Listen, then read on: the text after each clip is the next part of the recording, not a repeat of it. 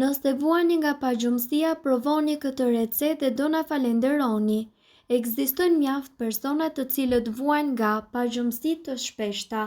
Shumica e tyre rendin në farmaci për të marrë ilaçe, por në të vërtetë ne këtu do t'ju prezantojmë një recetë fantastike e cila do të luftojë problemet me gjumin.